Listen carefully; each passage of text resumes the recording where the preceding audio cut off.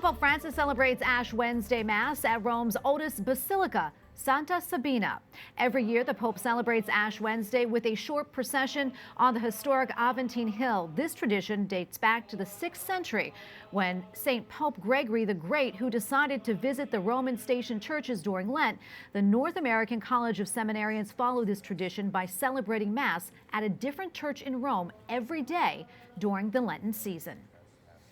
Andrea Gagliarducci, EWTN News Vatican analyst, joins us now. Thanks for joining us, Andrea. Andrea, so what was the Pope's message?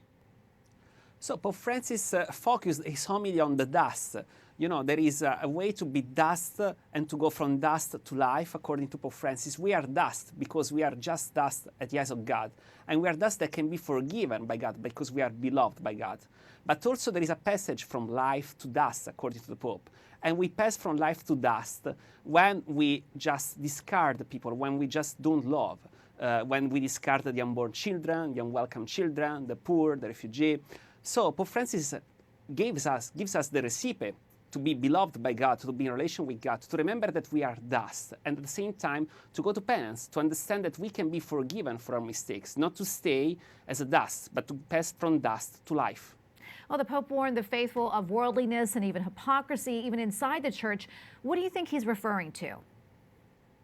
Well, this is one of the main themes of Pope Francis in all of his homilies. There are some main themes that the Pope usually uses, and they're not necessarily connected with the reality, with something that is happening now. Hypocrisy, worldliness, even corruption, these are some of the most important themes to Pope Francis. These come from his Jesuit legacies, from Jesuit spiritual exercises. Hypocrisy is connected with duplicity. The Pope often spoke about the terrorism of gossip, even within the Curia. But it's not referred to some particular situation. It's referred to a general situation that is in the Church as a danger for the Church. Andrea, what's the Pope's schedule like during this Lenten season? Well, the Pope, during this season, the Pope is going to just have another penitential rite on March the 20th. And then there will be Easter celebrations. So it will be just kind of mild. Next week there will be Lenten spiritual exercises, and the Pope will go in a place outside of Rome that is called Riccia. It's a small place in the Roman castles, in the Roman neighborhood. It's a place for spiritual exercises with all the Curia members, and he will stay there actually in vacation to meditate, to pray, and to recover during Lenten. And then we'll see, there will be the Easter celebrations. We still don't know where the Pope is going to have the Holy Thursday Mass, the Last Supper Mass, and we will know just in the end. On another note, the Vatican sent out practical measures on hygiene to all Vatican departments. Do you think the coronavirus will affect future Vatican events? Well, it will affect a little some Vatican events. Some of the events that are open to public are going to be postponed, mostly because some of these events imply the travelers, people that were coming from outside of Italy, that for reasons of prudence are preferring not to come to Italy, not to come to Rome.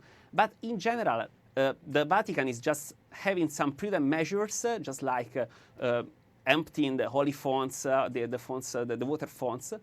But nothing special. Everything will be on schedule. Pope Francis tomorrow will have a closed-door meeting with the priests of the Diocese of Rome. This meeting has not been cancelled. The Pope will have this penitential rite on March the 20th. This penitential rite has not been cancelled.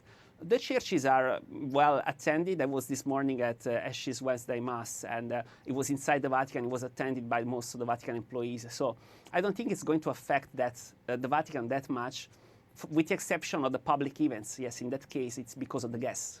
All right, Andrea, thank you so much for your insight. Andrea Gagliarducci, EWTN News Vatican analyst. Thanks again. Thank you.